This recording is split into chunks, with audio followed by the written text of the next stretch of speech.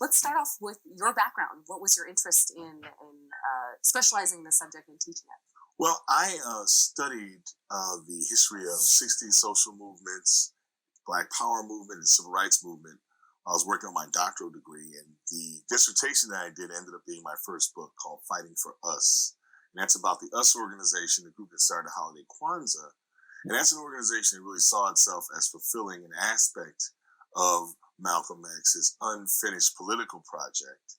And so that sort of led me to want to really discuss with graduate students all of the different sides of Malcolm X. So that culminated in my interest in putting together a graduate course on Malcolm X. Tell me, what are some of the things that you teach to your students? Like, what aspects of Malcolm X?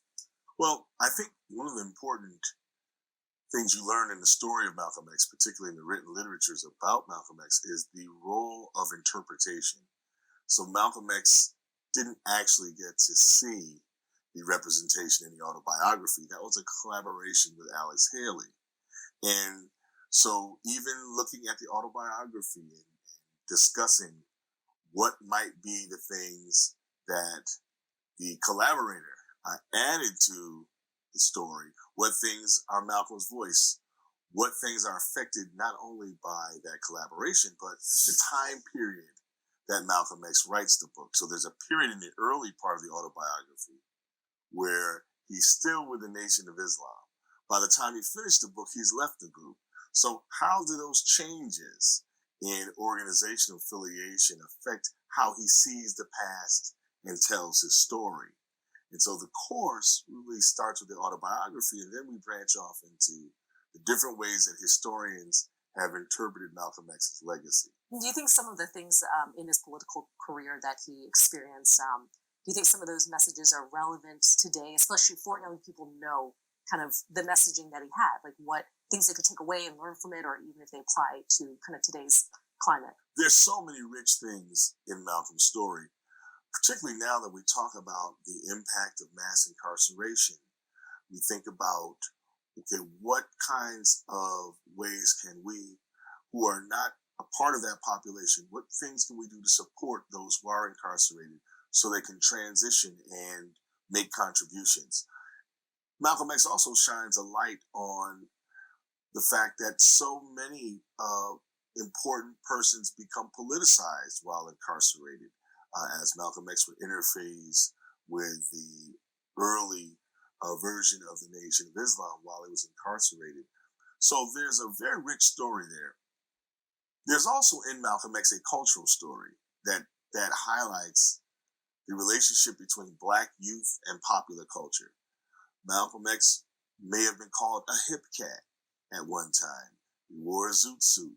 He listened to swing jazz. Swing jazz was the hip hop of its day. It was associated with a certain kind of lifestyle, a certain kind of speech, a certain vernacular. And Malcolm X was a product of that as well. So you get so many different discussions and opportunities to discuss culture, youth culture, cultures and youth cultures that are criminalized or seen as disruptive. One aspect of being a zoot suiter that was very oppositional was that they were wearing excessive amounts of clothing at a time when the country was being called to ration its consumption because of the wartime prohibition against excessive consumption.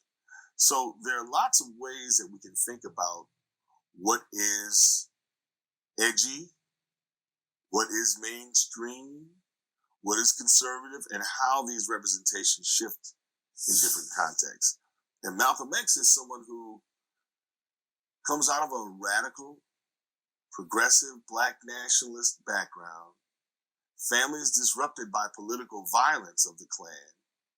He ends up being a part of the urban young person who's caught up in street life, gets to prison and finds a way to repoliticize himself again, comes out, organizes the Nation of Islam, and then also grows to become a critic of the Nation of Islam, and then becomes a very important leading figure in laying out some of the tendencies that are going to explode after he dies at 65 with the Black nationalists and Black Power movements.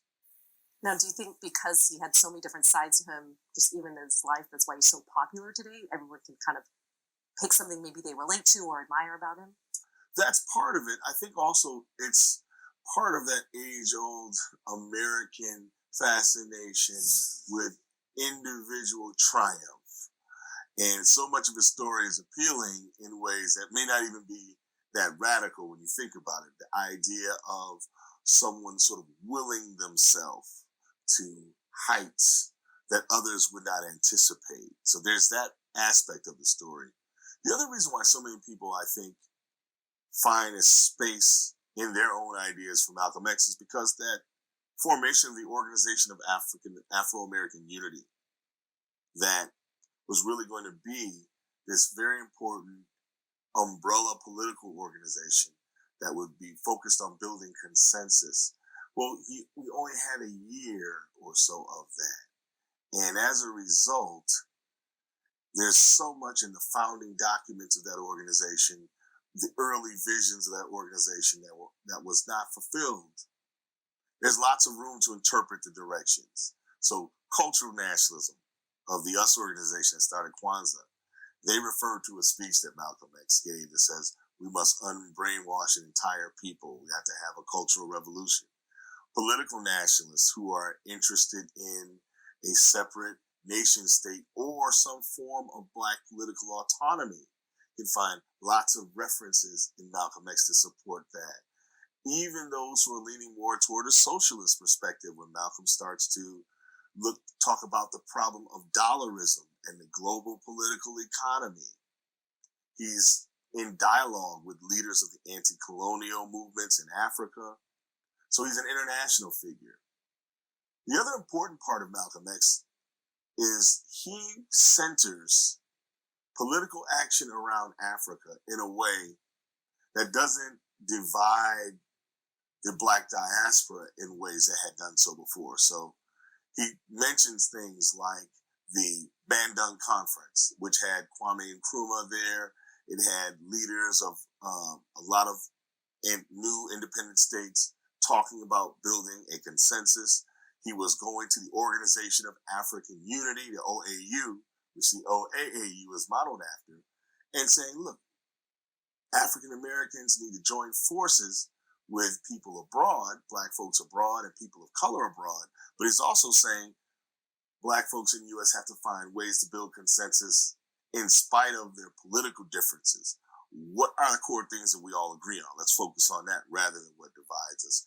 And he's also talking about, he's open to this idea of a progressive coalition, even outside of the Black community too, as he starts to articulate lots of different things like that. Coming up, Malcolm X will always have a special place among those who are thinking about solutions to issues of race, issues of social justice, that look at what they can contribute themselves.